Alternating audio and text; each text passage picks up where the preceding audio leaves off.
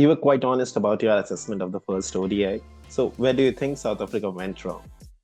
Yeah, we went wrong in a lot of places. But if you just look back at the intent that we had at the bat, I think Australia, with such a strong bowling attack, you can't kind of let them settle. And I felt that we kind of just we didn't come up with plans. I don't think we challenged ourselves. We kind of just got into a little bit of comfort zone of a bit of defense, and maybe we were just a bit afraid to fail as well. And they were bowling really tight lines, and I feel as a player you gotta be proactive in those situations. You're coming up against the best in the world. You've got to find ways around it. I felt that we just took the easy option, which was going out, and we didn't dig deep, and we knew it was going to be a bit of a struggle, especially with the ball moving a little bit in the beginning, just to take our time a little bit longer to get through that 10 to 15 overs. Even if it means that we're not scoring as much as you wanted to, we know we can catch up. We have a strong lineup that it's quite easy to hit boundaries.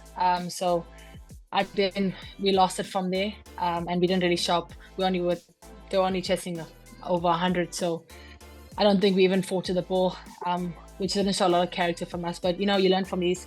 Probably just a bad day in the office. We've got a talented bunch of girls, so don't want to hop on that too much, but we knew it was a quick turnaround before the next game tomorrow. So just making sure we rectify those mistakes we made, and I think challenge ourselves a little bit more, being able to be freer and playing our game and being a bit more braver in the middle. You mentioned when you're going against the world champions, you have to play like a team. So how do you see Australia as a team? Of course, you know how dominant they have been in the recent times, but now they can be beaten too. How do you see Australia as a team? Look, yeah, if you look at their team lineup, you can't just pinpoint one player and be like, you gotta look at them in their game. You gotta look at everyone. They've got a batting lineup until 10, and they've got world-class bowlers. If you look at all their match winners in the team, you've got a person like Beth Mooney that's just been playing amazing, not just from now, from prior as well. But you get other girls that put up their hands all the time. So I think for us, if you look at a team like that, look, it's world class. That's why they're number one in the world. They've shown that. They've shown how much depth they have in their group. They know if they lose a couple of wickets up front, they've got players that put their hands up. And that's what makes them as world class players. And they're not afraid to fail, which is a big thing. They put their hands up at the right times, and they know they're good. So it's a bit annoying when you play them because you got to find ways to beat them. But yeah, I still feel like we have the skills to do it. It's just about who can stay calm in those moments, especially shorter format, and in the longer format, who can take it as deep as possible. So it's just for us to make sure that we can do the right things at the right time. Absolutely, and looking forward to the test in Perth. Yeah, it's going to be a hot one. Perth looking a bit hot at the moment. Probably preparing us all for the WPL afterwards. But look, it's going to be exciting one at the WACA. Great ground. It's going to be amazing to be part of.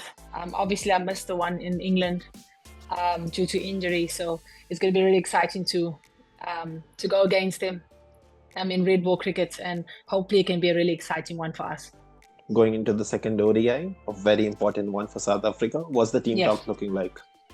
I guess we obviously spoke about the last game, just being honest and talking a lot about character and the energy we bring into the game. I think for us as a group is to not dwell on what happened in the first game. Kind of put it behind us, and so it's a new place. We're back in Sydney, new wicket. So as a group, is just showing a lot of character, being a bit more braver, and just backing our skills and our ability. I feel like sometimes when you get into a shell,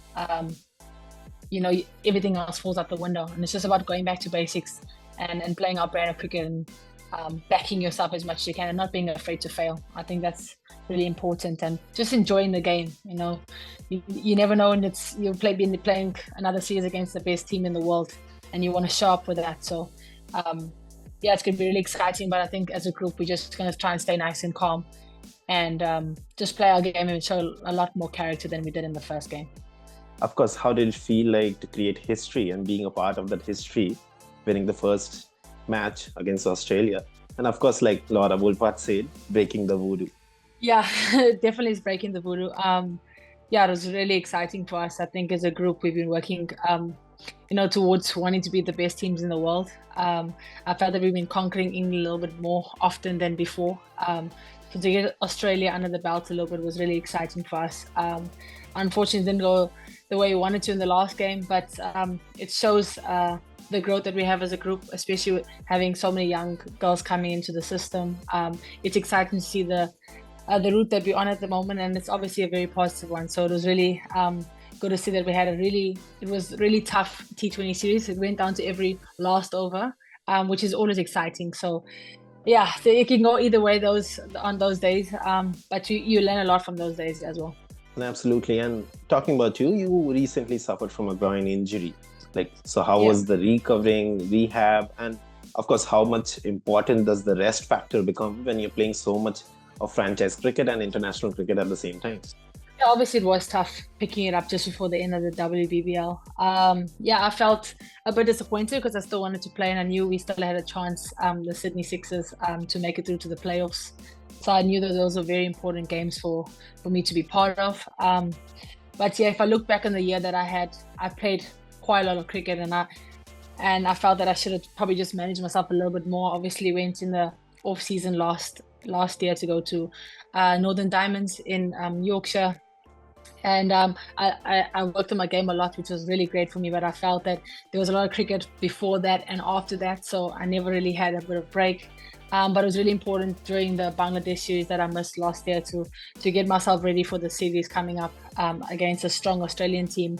So I knew that month I needed to work really hard, and it gave me some time just to get away from the game a little bit more and just focus on the small things on making sure I was ready for this big series.